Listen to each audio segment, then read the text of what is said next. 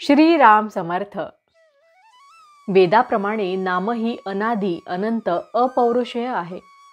शास्त्रामध्ये असे सांगून ठेवले आहे की कृतयुगामध्ये ध्यानाने, त्रेतायुगामध्ये हवनाने आणि द्वापार युगामध्ये देवतार्चनाने भगवंताची प्राप्ती होते।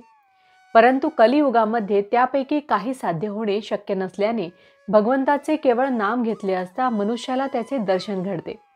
शास्त्राच्या या सिद्धांताचा संतांनी स्वतः अनुभव घेतला आणि लोकांना सांगितले की 3.5 कोटी जप केला असता चित्तशुद्धी होते आणि 13 कोटी जप केला असता भगवंताचे दर्शन होते। मला आपण महत्त्व देऊ नका, पण ज्या थोर संतांच्या नावावर मी नामाविषयी सांगतो ते ज्ञानेश्वर महाराज, एकनाथ महाराज, तुकाराम महाराज आणि समर्थ रामदास स्वामी यांच्यासारखे संत कधी वेदबाह्य बोलतील हे शक्यच नाही। वेदांना जे परमात्मा स्वरूप अगोचर आहे ते स्वरूप संत तद्रुपत्वाने सांगतात।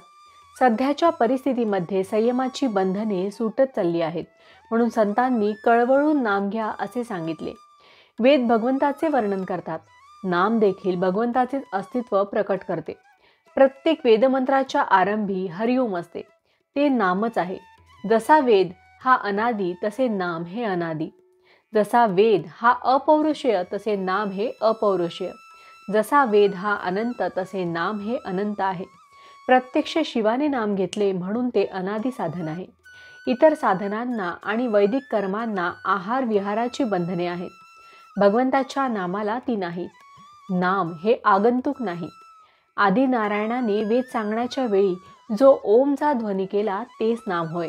म्हणून सर्वांना माझी विनंती आहे की आपण नाम घेत जावे, किंबहुना आपण नाम घेतले तरच वेदांचा खरा अर्थ आपल्याला कळेल अशी माझी खात्री आहे। वेद म्हणजे भगवंताची स्तुती होय। ती करीत असताना म्हणजे वेद म्हणत असताना आपले लक्ष शब्दाकडे नसावे, त्यांच्या अर्थाकडे असावे। अर्थ न समजला तरी लक्ष भगवंताकडे असावे। आपण नेमके तेवढेच विसरतो। नाम घेणाऱ्या लोकांनी शास्त्राच्या विरुद्ध वर्तन करू नये।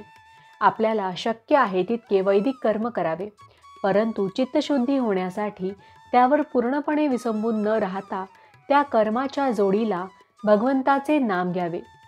भगवंताला लबाडी खपत नाही।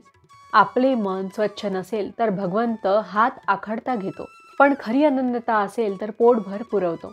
इतक्या तन्मयतेने नाम घ्या की मी नाम घेतो आहे हे सुद्धा विसरून जा। भावार्थ, इतर साधनांनी लवकर साधल्यासारखे वाटेल, पण ते तात्पुरते असते। नामाने थोडा उशीर लागेल, पण जे साधेल ते कायमचे साधेल, कारण नामाने मुळापासून सुधारणा होते। जानकी जीवन स्मरण जय जय राम, महारुद्र हनुमान की जय, समर्थ रामदास स्वामी महाराज की जय, सब संतन की जय।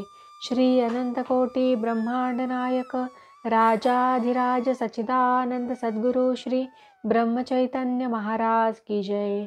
जय जय रघुवीर समर्थ।